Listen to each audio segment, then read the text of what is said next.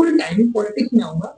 मैं बोल रहा हूँ, अब बिल्कुल विधानसभा स्तर पे आऊंगा राजनीति करने। जी जी। और मेरा हमेशा सपना रहा है कि मैं अच्छे पद पे जाऊं और लोगों की सेवा करूं, और जो हमारे हर समाज के व्यक्ति हैं, अभी देखिए मुसहर समाज और डोम समाज, उनके एजुकेशन में एक आंकड़ा पढ़ रहा था कि बताइए कि मैं हमेशा से काम किया, और मैं आंकड़ा पढ़ रहा तो बताइए इतने साल हो गए आजादी के, ग्रेजुएट लोग नहीं निकल पा रहे हमारे गाँव से। बिल्कुल बिल्कुल, ये पॉइंट है आपके बात में। हर जगह मुसहर को मिलेगा समाज, इंटर और ग्रेजुएट नहीं मिल पा रहे हैं हमको।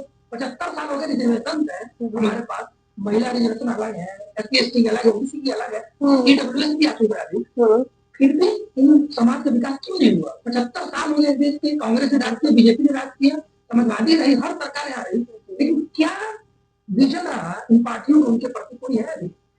कोई विजन नहीं है ना, कोई चेंज देखा ही नहीं गया। टाइम के साथ बहुत कुछ चेंजेस आई, बहुत श्रेणी से लोग निकले भी, लेकिन इनका आंकड़ा जो है बिल्कुल लो लेवल पे है। बिल्कुल, मैं देखता हूँ तो मुझे अंदर से बहुत इमोशनल हो जाता हूँ। मैं जाता हूँ, जगह बैठता हूँ, खाता हूँ, तो मुझे इमोशनल हो जाता है कि लोग उनको ठगते हैं।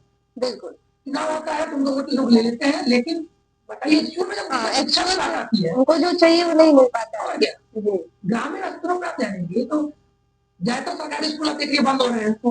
सरकारी स्कूलों में कौन पढ़ता है? आज के जमाने में देखेंगे थोड़ा भी गवर्नमेंट क्लास का बच्चा है वो लोग प्राइवेट में है। बिल्कुल, वाकई में बहुत ही गरीब है, वो जा रहा है सरकारी स्कूलों में। हाँ, सरकारी स्कूल जा रहा है, वहाँ एक प्रॉपर मिड डे मील उसको नहीं मिल पा रहा है। हम अब कौन उसको चोरी कर रहा है? खुद एससी के नेता जो समाज से आते हैं, बिल्कुल बिल्कुल, ये खाने का खाना मतलब पहले भी जो 17 रुपए पकार दे रही है लगभग, उसका कुछ चोरी कर ले रहे हैं, तो क्या विकास कर पाएंगे हम लोग? कुछ क्या उम्मीद कर रहे हैं? शायद कहीं ना कहीं यही वजह है कि यहाँ पे विकास इतना पिछड़ा हुआ है।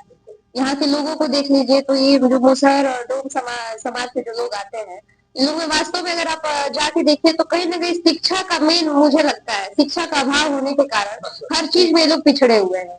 तो इसके लिए जैसे किसी एक को तो आगे आना होगा, इनको कुछ हम बताएंगे ही नहीं तो ये जानेंगे कैसे? जैसे अगर दादा कुछ नहीं जानते थे, पापा कुछ नहीं जाने, तो बेटे को क्या बताएंगे? तो किसी एक अगर कोई नेता भी आता है, इनको जागरूक करेगा, इनको जो गवर्नमेंट की सुविधाएं इनके लिए है इनके घर तक लेके जाएगा, तो कहीं ना कहीं इनका विकास बिल्कुल होगा। क्यों? According to me. देखिए मेरे पास उनका विकास करने के लिए उनका फुल ब्लूप्रिंट है मेरे पास है। अच्छा, देखिए मैं बता रहा हूँ, स्टेप बाय स्टेप बता रहा हूँ आपको कि देखिए सिंपल सा लॉजिक है कि उनको एक टोले में डाल दिया गया है कि जो मैं तो यहाँ रहेंगे, मुसहर भाई साइड में उनका टोला बना हुआ है। हाँ, तो क्या होगा कि वो देख देख समाज में आपको पता है कि देख देख लोग आगे बढ़ते हैं। हाँ, देखा देखी तो एकदम ये तो है। पहला अगर मैं किसी पद पे जाता हूँ तो उनको कोशिश करूंगा, एसडीएम है डीएम है, उनको माइग्रेट कराया जाए बीच में, जहाँ समृद्ध समाज है, प्रबुद्ध समाज लोग रह रहे हैं, हाँ, तो माइग्रेट उनके साथ कराया जाए जी, उनको पट्टा दिया जाए कि वहां से निकले, और मान लीजिए किसी मान लीजिए कोई किसी कास्ट का है और अच्छा है, उनके आसपास हम जमीन दें उनको, उनके साथ रहने खाने का दिया जाए, तो देखेगा कि अरे यार उनका बच्चा तो यार नहा धोवा कर सुबह पढ़ने जा रहा है, मुझे भी अपने बच्चे को भेजना चाहिए। असल में तो मैंने चीज को झेला है, हाँ, देखा ही नहीं वो चीज, हाँ, तो मिले ही नहीं, उनको मैं दोस्त क्यों दूं? हाँ, तो वही चीज तो मैंने कही, जो दादाजी ने किया पापा ने किया, पापा को देख के बेटा कर रहा है, तो अगर ये कुछ नया देखेगा ये लोग तो सीखेंगे, फिर इनकी आने वाली जनरेशन होगी वो बेस्ट पे बेस्ट होती जाएगी। जो वहाँ माइग्रेट करेंगे हम और वो देख देख पढ़ाएंगे उनको, देखिए पैसा अच्छा वो कमा लेते हैं जी, दिक्कत है 400 रुपए मजदूरी करके भी लोग बच्चे आगे पीछे बन जा रहे हैं, सबको पता है। हाँ, हाँ, तो वो भी 400-500 कमा लेते हैं, लेकिन वही उनको प्लान नहीं है, उनको कोई बताने वाला नहीं है कि आप बच्चे पढ़ कर आपके साथ जो राइट मिला हुआ संविधान में आपको बहुत सारा है मिला हुआ है, हाँ, उससे लड़के फ्री में पढ़ भी सकते हैं। आज के जमाने में एजुकेशन का महंगा है ना, हाँ, फिर भी इतने रास्ते हैं कि उनका एजुकेशन फ्री हो सकता है, लेकिन उनको ये चीज बताने वाला कोई नहीं है। यही से दिक्कत आ जाती है, जहाँ से विकास सही बात है, सिर्फ रोड और नाली और कूड़ादान करने से विकास नहीं होता है। विकास कहीं ना कहीं शिक्षा सबसे बड़ा रोल प्ले करता है। अगर मुझे लगता है कि एक एक व्यक्ति तक ना यहाँ पे शिक्षा अगर प्रॉपर वे में पहुंचा दिया जाए तो विकास अपने आप हो जाएगा, क्योंकि विकास करना हर एक के अपने हाथ में है। क्योंकि हम बैठे उम्मीद लगाते हैं कि हमारी सरकार आई है, हम बस वोट देके चलाइए हमारा विकास कर देगी, तो इट इज नॉट पॉसिबल। ये कभी नहीं होगा कि अगर आपने किसी नेता को जिता दे, नेता आके आपके घर पे बैठ के आपका विकास कर देगा। उसके लिए तो भाई आपको खुद शिक्षा होगा तो आप खुद विकास कर लेंगे। ये चीजें कहीं ना कहीं है, और आपसे बात करके वार्ता में बहुत अच्छा लगा, और कहीं ना कहीं हमारे दर्शकों को भी बहुत कुछ सीखने को मिला। मैं भी आपसे सीख रही हूँ कहीं ना कहीं।